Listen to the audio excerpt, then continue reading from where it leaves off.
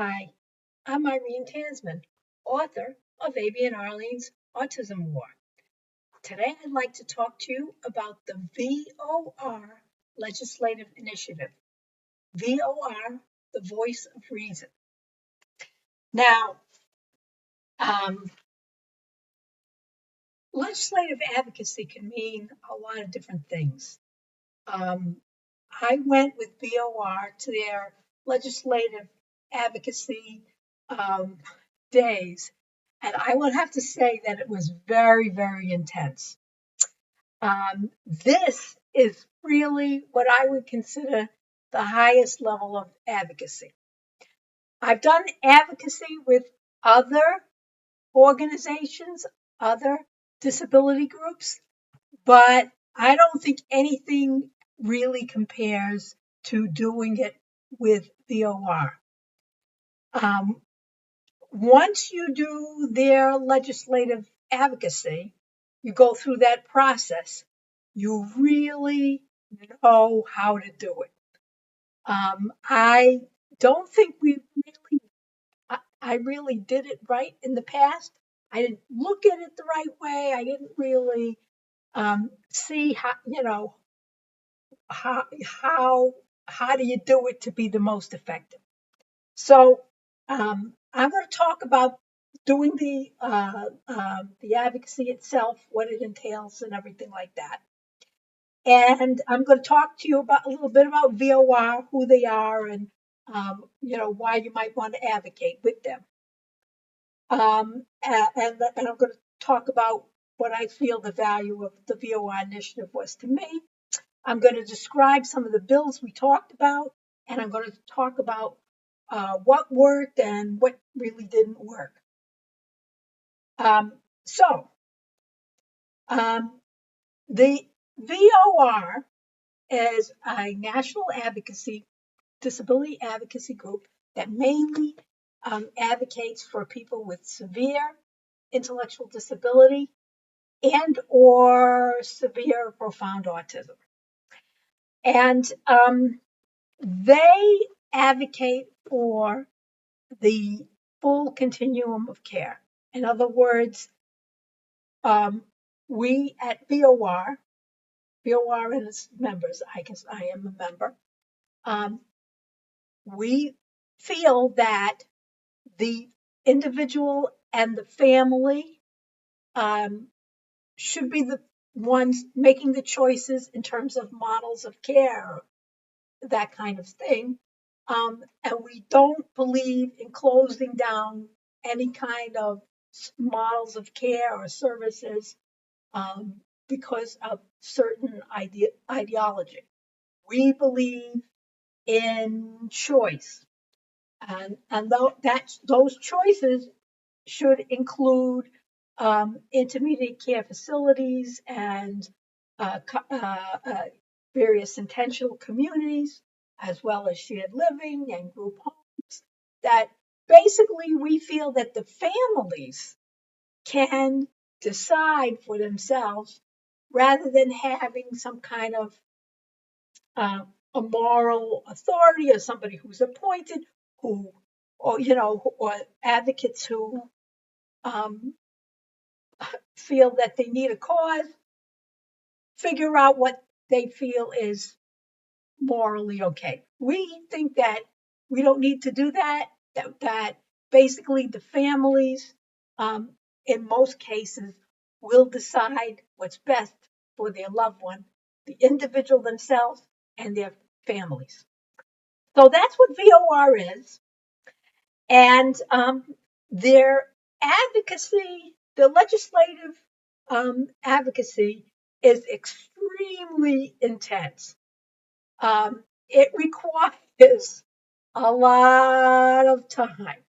It requires money, and it requires a lot of energy and hard work.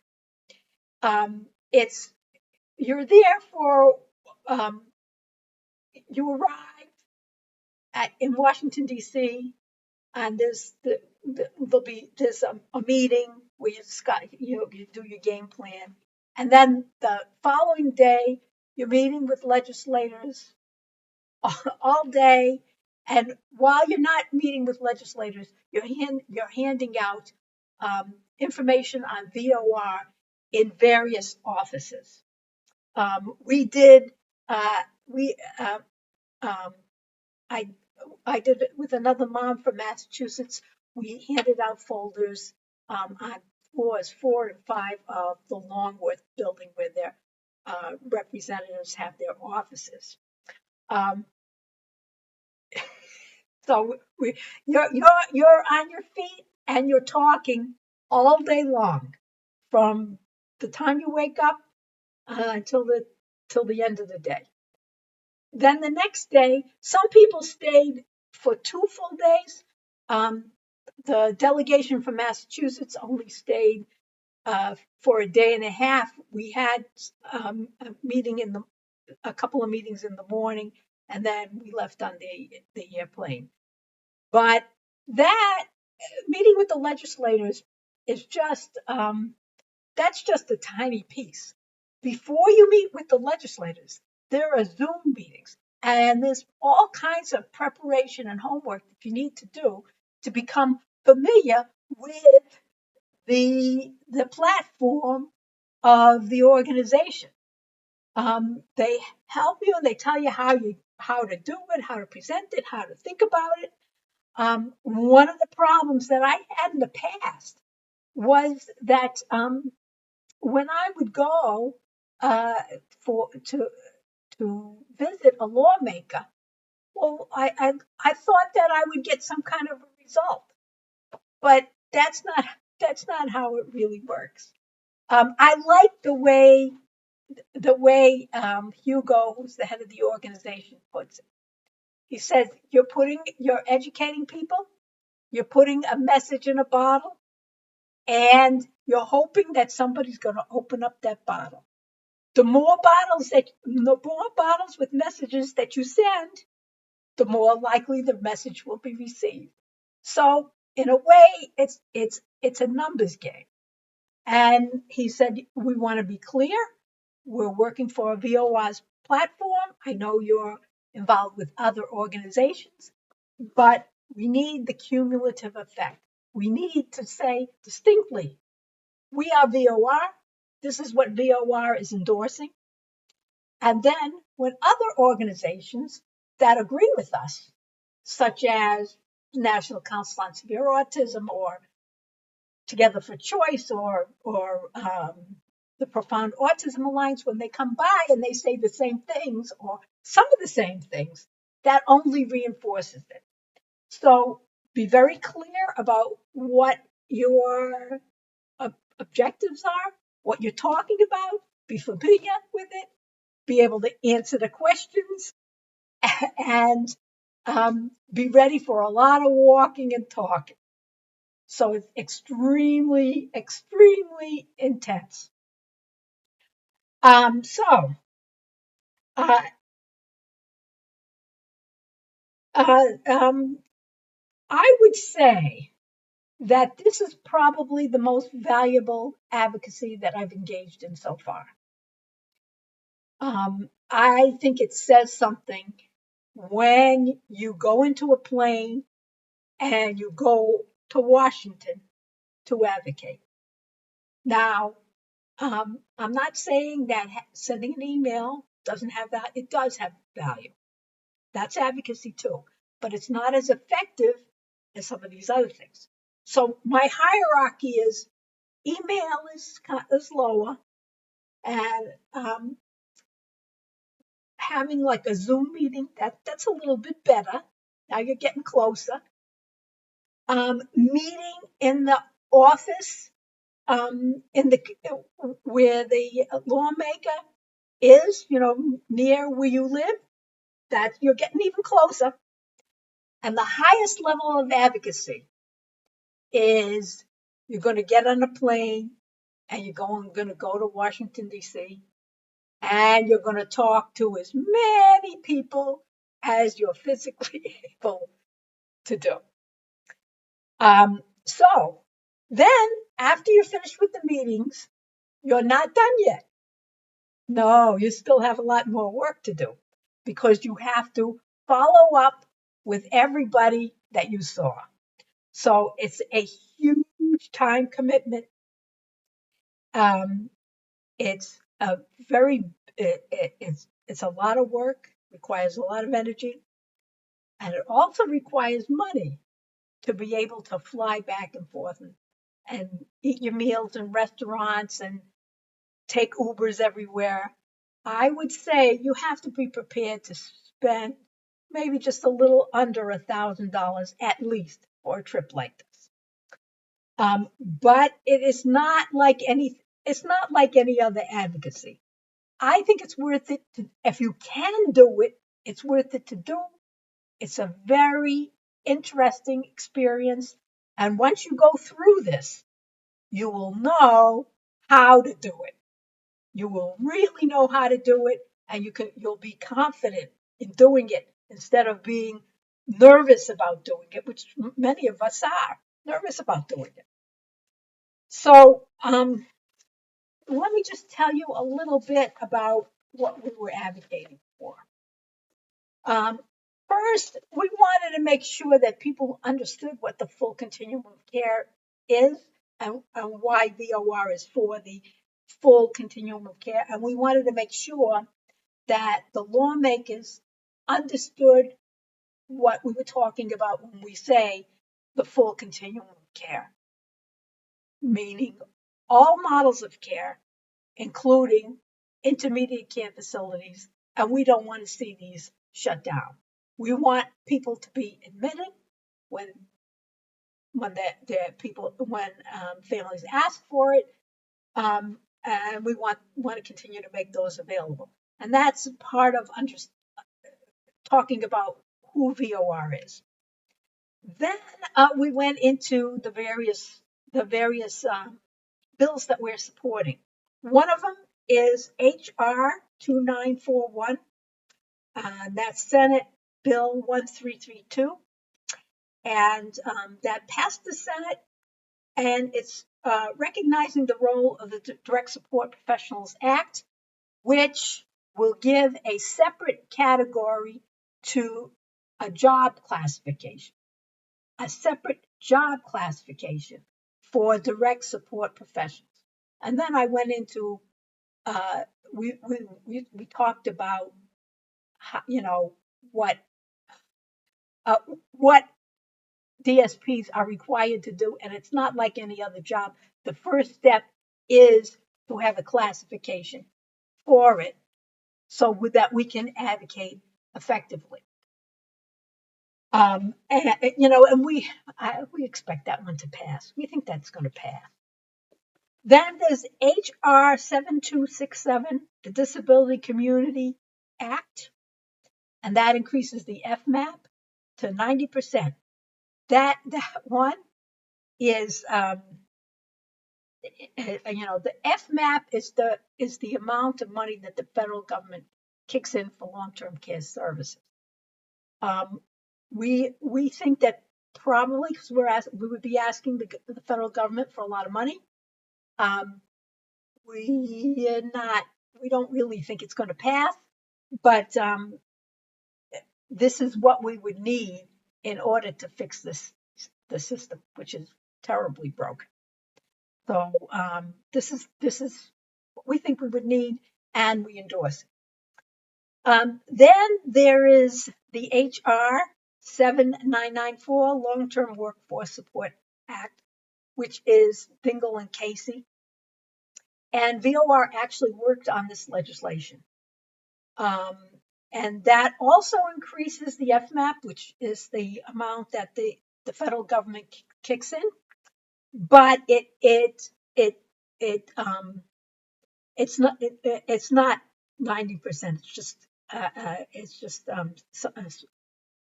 It increases it, but not as much as the other bill does.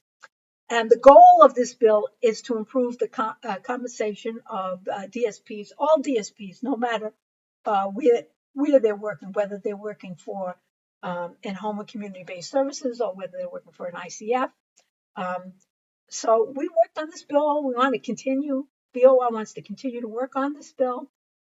We support it, but there's a piece of it we don't support, which is tacking on money follows the person, because money follows the person has been used, closed down intermediate care facilities, and we believe that the families should choose, that we should not shut down services based on ideology. We believe that the families should be making the choices, and we don't feel that people should be forced out of their homes, um, that that they like and they want to stay and they're improving and everything. So that was money follows the person. Then there are the changes to the Autism Cares Act that the Autism Care Act comes up for renewal this coming September. And there have been problems with it. The Government Accountability Office they were supposed to be, the IACC was supposed to be coordinating research, and the Government Accounting, the GAO, Government Accounting Office, has found that we have like 70-80% of the studies are duplicative. In other words, they're doing the same thing over and over again. The other thing is 30% of people who have autism actually have severe profound autism. And only 6% of research is on that population, which is the largest consumer of services. And, you can't have it like that. It's not really fair. In addition to that, we have issues of clarity. For instance, the IACC wants to look into why is the life expectancy for people who have autism, why is that so low? Why are they dying so young? Well, that's very nice. That's a noble cause, but we don't have the clarity, because on the higher functioning end, maybe you're going to be looking at suicide. Why are people committing suicide, and how can we prevent it? On the lower functioning end, you're looking at, most likely, you would be looking at undiagnosed medical conditions because of communication deficits. These are two very separate things. So, for the clarity, for the fairness, we need to have profound autism included in the Autism Cares Act. And luckily, the Autism Science Foundation came up with recommendations. They did all the work. They came up with recommendations to change the act to make it so that profound autism could be included. And we at VOR VOR totally endorses that. So we talked about the changes to the Autism Cares Act as well. Now, let me just tell you about what I think was the most effective in our advocacy efforts.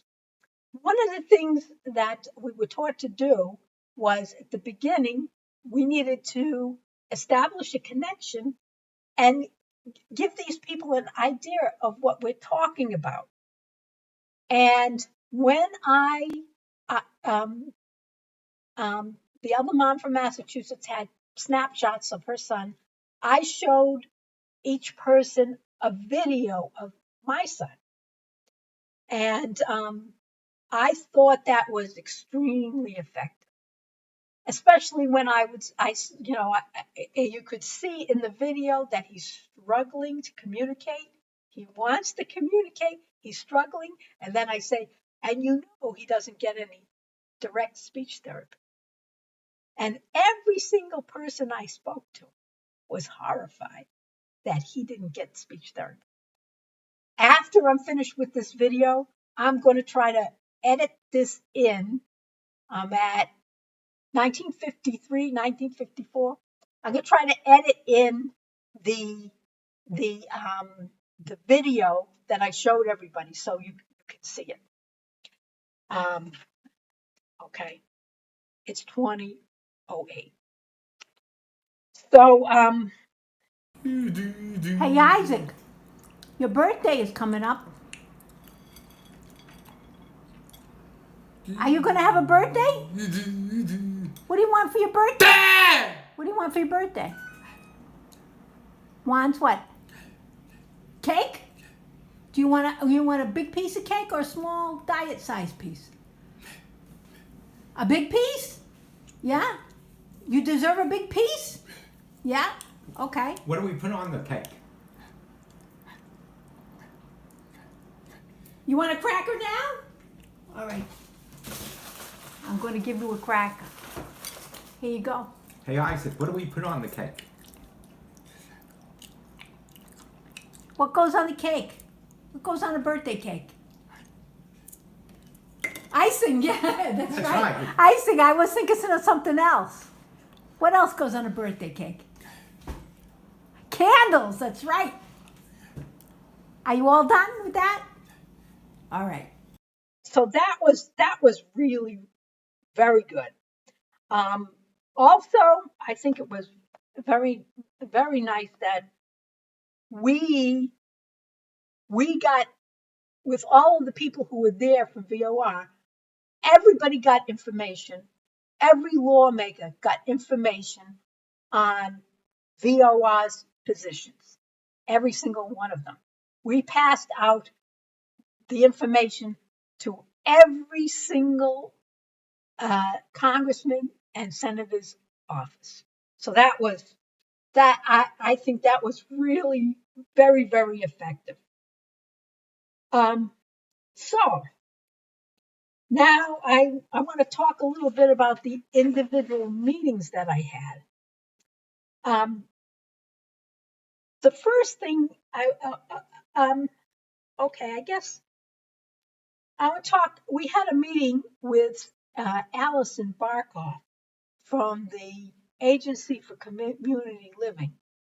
And a lot of people don't even know that the Agency for Community Living exists, but that's the federal agency that, if you think about like the federal Department of Education in the federal government, the Agency for Community Living is like the federal parallel of the federal office for education, only it's for people with disabilities. That's the Federal Disability Office.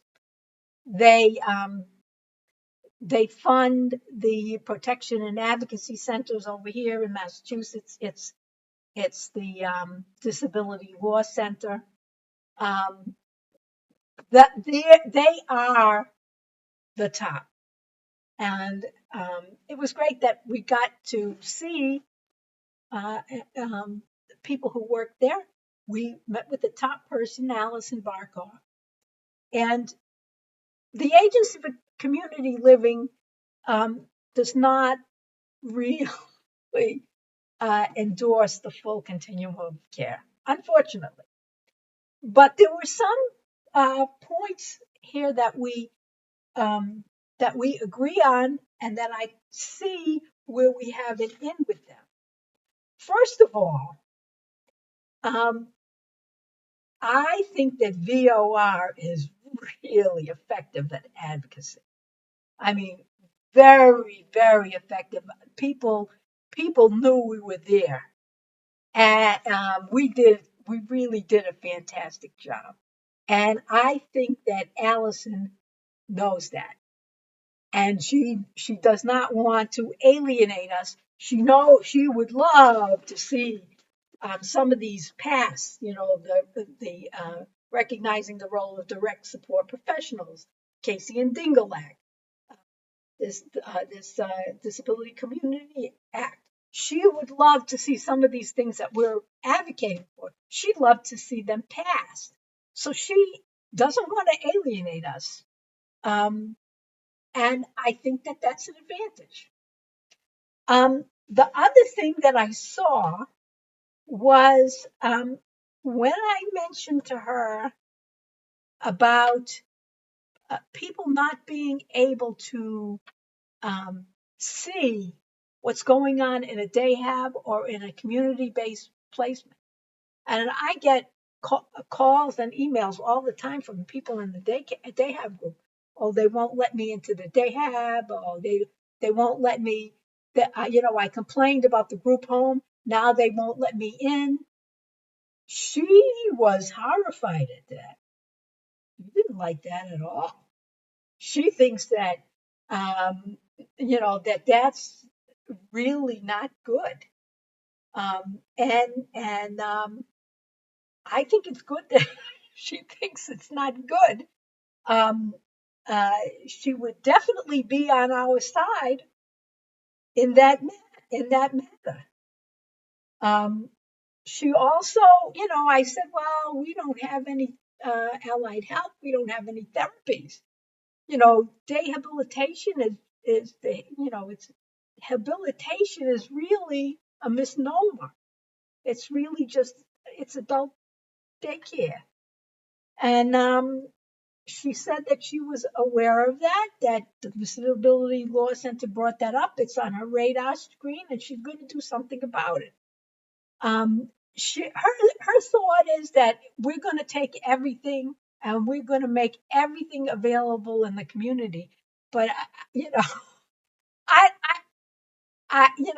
I'm skeptical. But at least there are some things that that she seemed to respond to, and we could build on that. The fact that she responded to that. So she's a good contact to have, and I'm hoping that we can keep her informed of various things that go on in our state. So then there was another gal that I spoke to that was really, really interesting. And her name was, oh, here it is, it's on the floor. Um, she was working in Representative Catherine Clark's office. Her name is Lucy Marcel, and she's a pediatrician, and she's got a master's in public health, and she was doing a health policy fellowship with Catherine Clark. And it was a fellowship through the National Academy of Medicine. And she's a pediatrician, and she had patients who had severe autism. So she was extremely interested in what I had to say. Um, she said, well, I hope I can move the needle, but I don't know if I can. But, she is a good person to continue to keep in contact with because she was extremely interested. Then, as I said, we went into every office on floor 4 and 5 of the Longworth building. We went in, we introduced ourselves, and we left materials. But for our own representatives and some others in Massachusetts, we actually had meetings. And we had meetings all day long. And as I said, was they were very interested in the issues with not receiving allied health services, and after we were finished doing our advocacy, we were talking about possibly approaching the professional associations, because what passes as speech therapy service or occupational therapy service, the consultative model, there should be guidelines for that. And the other thing is when you have an allied health professional saying, "Oh, this person doesn't need therapy," or "the person needs as needed," or "on a consult," when the person just because this is what their employer tells them to write, that's unethical. And the professional organizations really should be looking into this and setting out some guidelines for it. It really shouldn't be happening. That was, we talked about the laws and the proposed legislation and all of that stuff. They were interested in that, but they were mostly really interested when we've said, well, we can't get the services in home and community-based services. We can't get the allied health. We can't get the healthcare. We can't get it. They were very interested. All of them, all the people I spoke to were interested. So I think that about covers it. I hope that this gives you an idea of what it was like to be at the legislative initiative. Think about whether you want to do this for next year. I don't think that you will get better advocacy training. I think this is the Cadillac of advocacy training. You'll know how to talk. You'll know how to pace your time because they'll only give you the representatives. They give you a half an hour, and Elizabeth Warren's office only gave us 15 minutes. So you have to be able to pace yourself so you can fit what you want to say into that teeny thing. I'm very glad I did it. We'll see if I have the energy to do it next year. I'm going to decide about next year. So I hope this video has been helpful to you. I'll see you on the next video. Thank you for watching.